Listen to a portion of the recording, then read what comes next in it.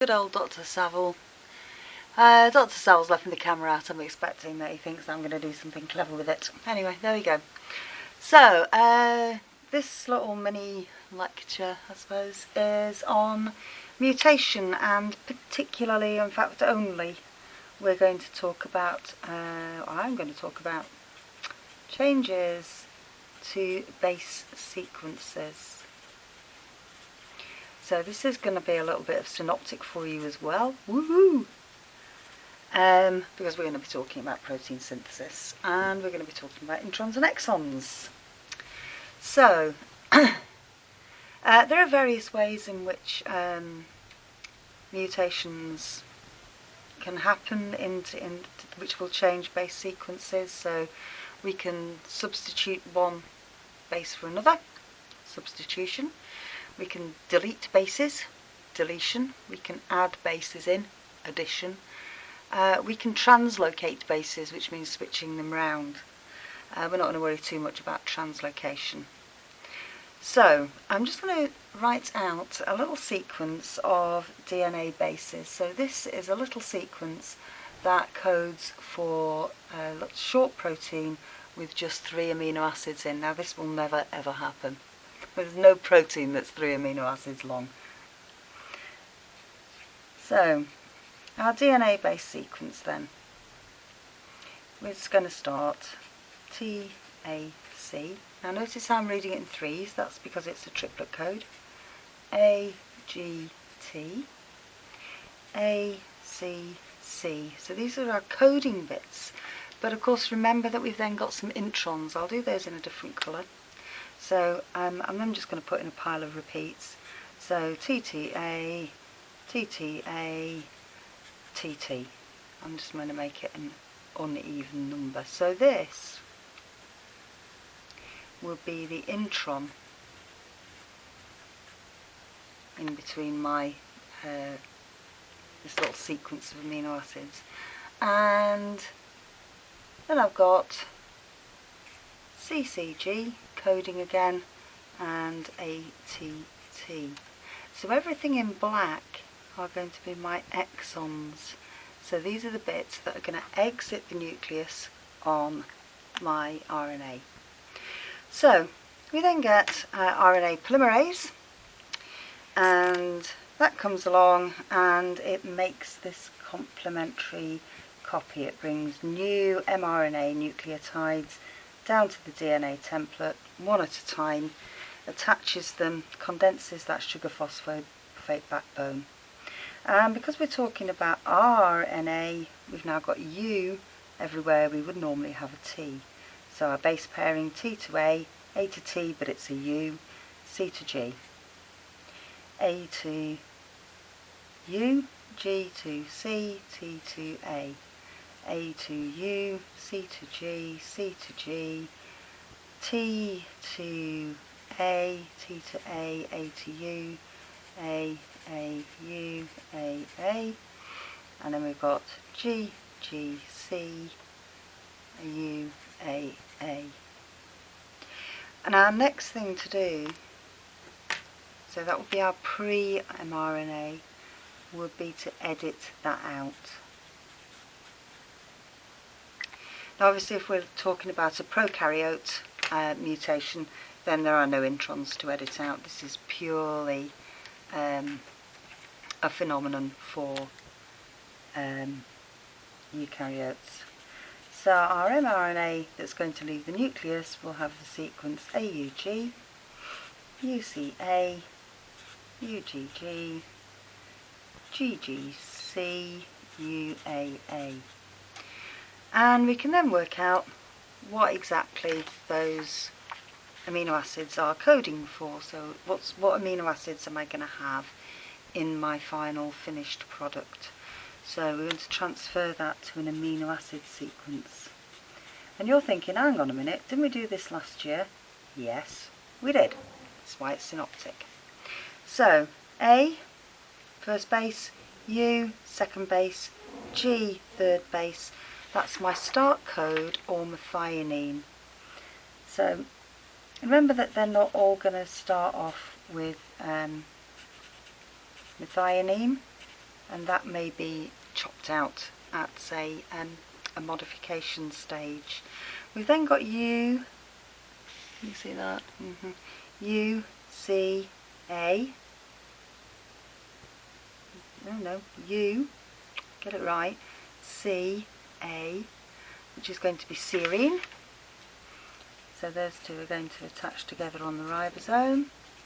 Then we've got U, G, G.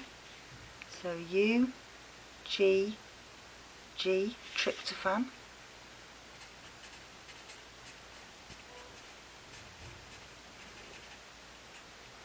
And that will be joined, we've got GGC, G, G, C, glycine. And then we've got UAA, so again back to my table, UAA, and that will stop it. So we've got a stop code on there. So that's my normal DNA base sequence, no changes, no mutations, methionine, serine, tryptophan, glycine. That forms the correct protein which will fold in a particular way to do its function. However, if, for example, there's a little mistake in copying that code during DNA replication, and that T becomes replaced with an A. So this is a substitution. That's going to change our mRNA code, UCA, to UCU. So this is our first change, isn't it? This is change 1. So this is unchanged, isn't it? We're still going to get methionine. But now we've changed this code to UCU, back to the table, U, C, U, still serine. So this isn't going to change the code at all. It's changing the code, but it's not actually going to have an effect on the protein produced, and therefore not on the phenotype of the organism. This is called, therefore, a silent mutation. So it affects the code, but not the protein. So the protein is going to be completely unchanged. That sequence of amino acids is exactly the same as it was before. So let's do another example. So again, mistake in coding. What mistake have we made this time? This time we've inserted a G where there should have been a C. This is going to change this base to a C. So for number 2, we've still got methionine. If I could spell it, it'd be good, wouldn't it? We've still got that attached to serine. So whichever base sequence we're looking at, that's still going to be serine. But this one has now changed to UCC, and UGC.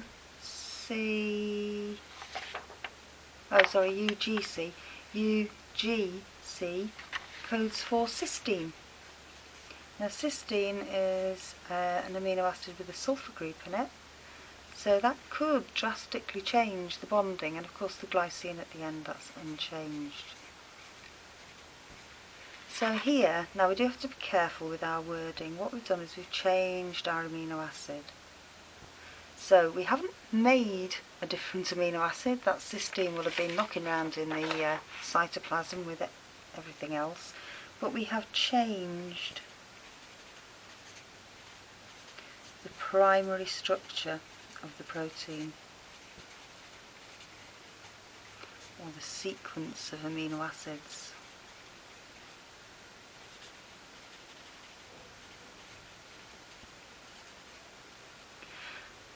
And that could have drastic effects on the protein, because it could change the folding and therefore the shape, and therefore the function. I've put this certainly in separate sentences, of the protein that's being made. So both of those two were what we call substitution mutations. We've just changed one amino acid. I'm just going to do a deletion mutation now. Again, I'm going to sort of avoid doing it to my start code. So if instead of substituting this, I had deleted it, my mRNA code would now be, so this is number 3, mutation number 3, which is a deletion.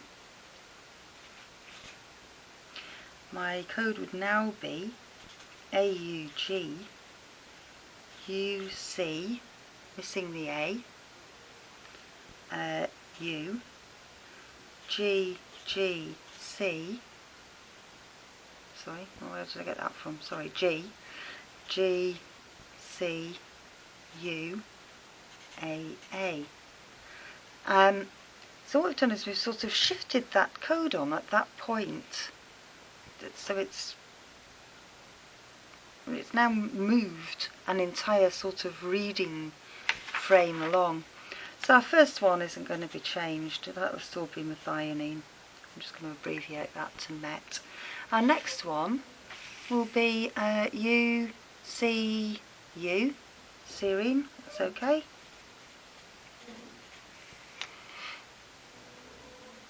Because that A that disappeared has now become a U, which is okay because it still codes for the same thing.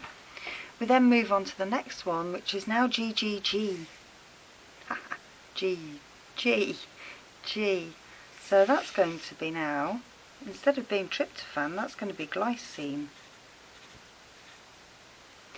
And then we're going to get GCU, GCU, alanine. And then we've got these kind of two spare bases. And of course there'll be other bases there to be read, but that used to be a stop codon and it's not now saying stop, so it might just carry on and put even more amino acids on. So our order of amino acids has now changed really drastically, hasn't it? We've got two, you know, I mean that one wasn't even in the previous sequence. So this is a drastic change, and it changes from there onwards. So we call it a frame shift mutation, because we've shifted those codes from that point onwards. All these have moved along. Now the same thing would happen if we added a base in. So sort of fourth scenario, kind of running out of colours here. Oh, I've got purple. Would be perhaps if I stuck another C in there, and this would be an addition. So again, we'd have AUG unchanged, UCA unchanged, UGG unchanged, GGC unchanged, but then we've got CUA and a spare A. So again, we've shifted that reading frame along, and of course there'll be more bases after there. So here, our first four, not changed, but CUA, CUA codes for leucine when the protein should be stopping. That would mean it wouldn't stop. The RNA polymerase would just keep on going. So our changes to the base sequences may or may not change the code.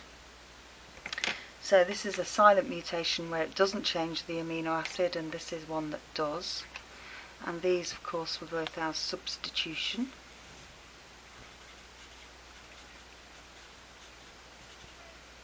Then we had deletion and addition, and they're both frame shift mutations. So, why is that important? Well, it's important because your proteins determine your phenotype, which is kind of what your characteristics are. And the most famous one, I suppose, is the case of sickle cell anemia. So, I don't really want to do a second one on sickle cell anemia, but sickle cell anemia, maybe I will, because we've got, I'm going to stop it there because we've got the DNA replication song really loud now.